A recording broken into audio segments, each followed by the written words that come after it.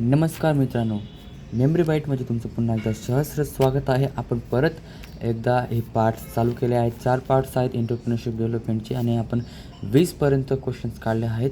Important questions जे की पेपरमध्ये येण्याची दाट शक्यता आहे आणि महत्त्वाचे पण आहेत, ते जीवनामध्ये आपण अप्लाय केले पाहिजे.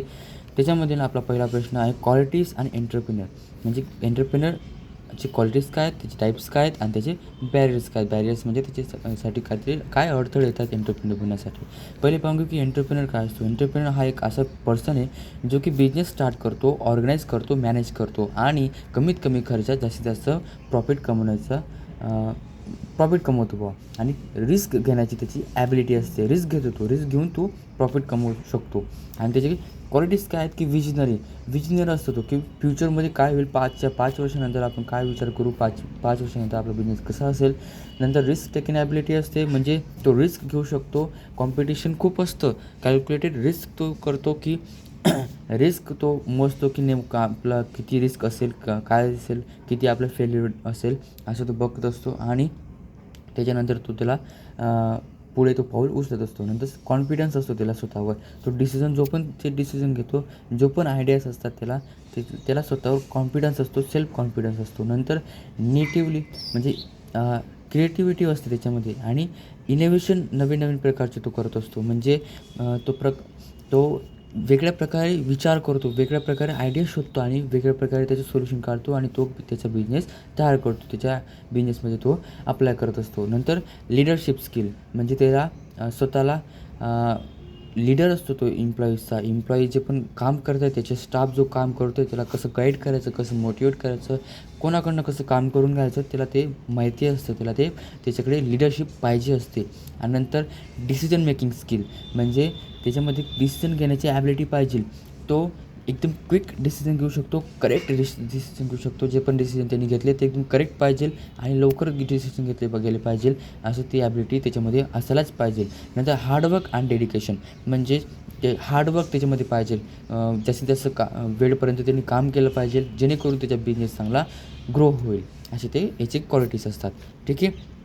मग क्वालिटीज झाले तर मग वेगवेगळे प्रकारचे एंटरप्रेन्योर असतात. जसं की इनोव्हेटिव्ह एंटरप्रेन्योर काय असतो, की तो नवीन आयडिया तयार करतो, नवीन काहीतरी विचार करतो आणि नवीन ते बिझनेस तयार करत असतो. जसं की एखादी ॲप आहे, समजा ॲमेझॉन नावाची ॲप आहे. ॲमेझॉन तयार केली तेव्हा त्यांनी नवीन आयडिया तयार केला.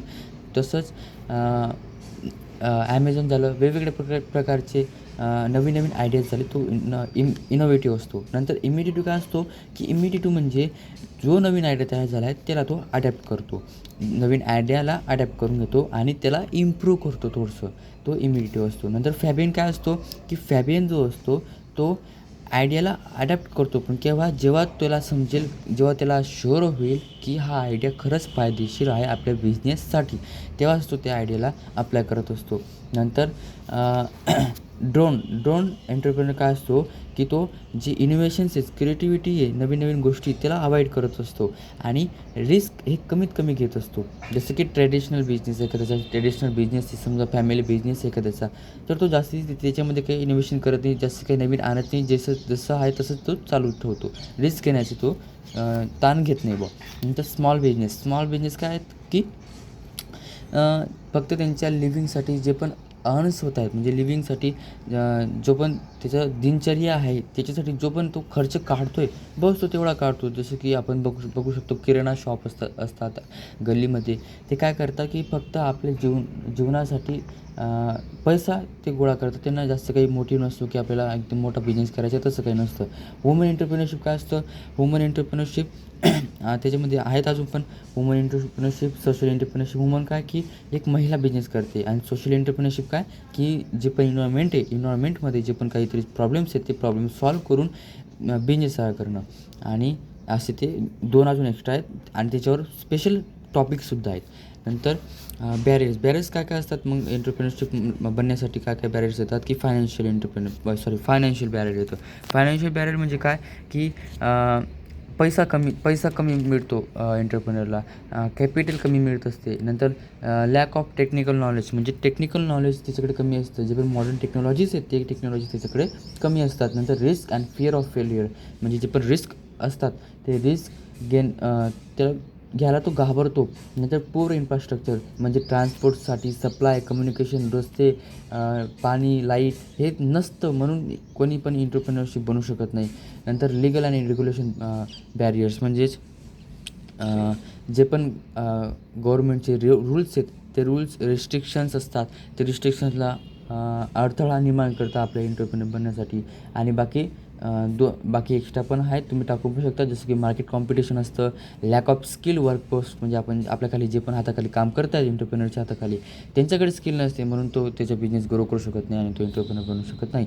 नंतर आपला दुसरा पॉईंट आहे की फॅक्टर्स इन्फ्लुएन्सिंग म्हणजे एंटरप्रेन्योरशिप बनण्यासाठी जे पण आपल्याला मोटिवेट करतं, जे पण एखाद्या पर्सनला मोटिवेट करतं की नाही आपण एंटरप्रेन्योर बनलं पाहिजे, ते म्हणजेच इकॉनॉमिक फॅक्टर. इकॉनॉमिक फॅक्टर म्हणजे की पैसा मिळतो. पैसा आता खूप गव्हर्मेंट, खूप प्रायव्हेट सेक्टर पैसा देतं आहे की तुम्ही एंटरप्रेन्योर बना, तुम्ही काहीतरी इनोव्हेशन करा, कॅपिटल देतं आहे, क्रेडिट देतं आहे. आणि मेन म्हणजे एंटरप्रेन्योरला डिमांड मिळते, कन्झ्युमर्स खूप आहेत, सप्लाय खूप आहे, नंतर रॉ मटेरियल खूप आहे, लेबर्स पण खूप आहेत, इन्फ्रास्ट्रक्चर पण आता खूप आहे. म्हणून एंटरप्रेन्योर बनण्यासाठी आपल्याला ते मोटिवेट करत असतं. नंतर दुसरं आहे सोशल फॅक्टर. सोशल फॅक्टर म्हणजे आपल्या फॅमिली बॅकग्राऊंड तसं असतं एंटरप्रेन्योरसारखं. म्हणजे आपला कोणतरी आजोबा पंजोबा कोणतरी बिझनेसमॅन असेल किंवा कोणाचं तरी दुकान किंवा काहीतरी असेल, बिझनेस करत असेल, धंदा करत असेल, तर आपल्याला ते मोटिवेट करत असतं. नंतर सोशल व्हॅल्यूज म्हणजे आपण एंटरप्रेन्योर बनलो तर आपण बघतो एखाद्या एंटरप्रेन्योरला थोडंसं जास्त व्हॅल्यू असते, ॲटिट्यूड असतो. नंतर एज्युकेशन अवेअरनेस असते. नंतर सायकोलॉजिकल म्हणजे एखाद्या व्यक्तीला पर्सनल असतं ते की आपण रिस्क घेतलं पाहिजे. मी लीडर, मला कॉन्फिडन्स आहे, मला लिडरशिप ॲबिलिटी माझ्यामध्ये आहे, मी काहीतरी क्रिएटिव्ह विचार करतो, मला इंडिपेंडेंट करायचं काहीतरी, तो फॅक्टर इन्फ्लुएन्स करत असतो एंटरप्रेन्योरशिप बनण्यासाठी. नंतर इनोव्हेटर फॅक्टर म्हणजे जे पण एखाद्या ठिकाणी समजा शांतता आहे, आपल्याला नॅचरल रिसोर्सेस मिळतात, फुकटचे रिसोर्सेस मिळतात, जेणेकरून आपण आपला बिझनेस ग्रो करू शकतो. आणि जे पण इन्व्हायरमेंट आहे ते आपल्याला सपोर्टिव्ह आहे, म्हणून हे एक फॅक्टर आपल्याला इन्फ्लुएन्स करत असतं. आणि कल्चरल फॅक्टर म्हणजे कल्चर जे पण काही इंडिपेंडन्स आणि इनोव्हेशन प्रमोट करतं सोसायटी.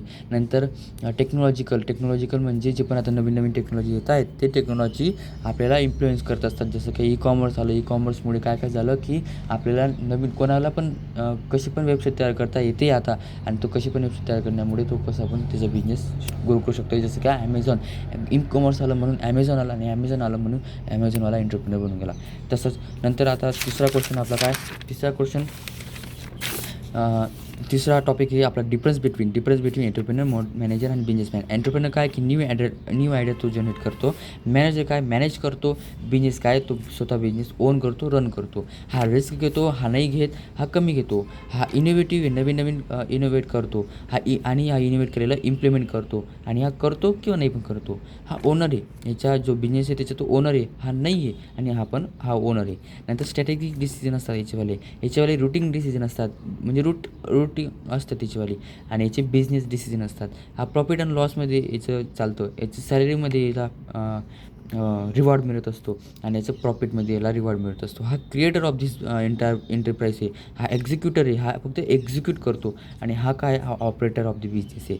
आणि हा लाँग टर्म विचार करतो, हा डे टू डे विचार करतो, आणि हा शॉर्ट टर्म किंवा लाँग टर्म पण विचार करतो, ग्रो करतो.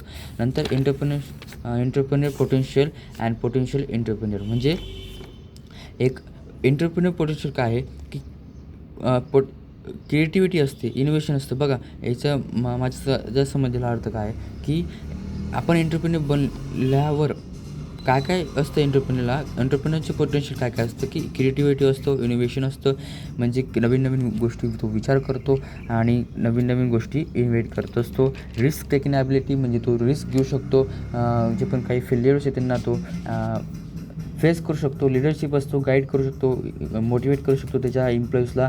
डिसिजन मेकिंग ॲबिलिटी असते त्याच्यामध्ये, टाईमली इफेक्टिव्ह डिसिजन तो घेऊ शकतो असं ते आहे. आणि नंतर पाचवं पण आहे त्याच्यात अचिव्हमेंट मोटिवेशन, म्हणजे जे पण काही अचिव्हमेंट मिळतात त्याला तो मोटिवेशन मानतो आणि पुढे चालतो. नंतर पोटेन्शियल एंटरप्रेन्योरशिप काय आहे की एंटरप्रेन्युअल इंटेन्शन म्हणजे एखादं त्याच्यामध्ये पाहिजे की आपल्याला स्टार्ट करायचं आहे बिझनेस, प्रिपेअरनेस पाहिजे त्याच्यामध्ये की स्किल नॉलेजला तो गेन केलं पाहिजे त्यांनी. Resources availability, capital, technology, manpower त्यांनी त्याला गोळा केलं पाहिजे.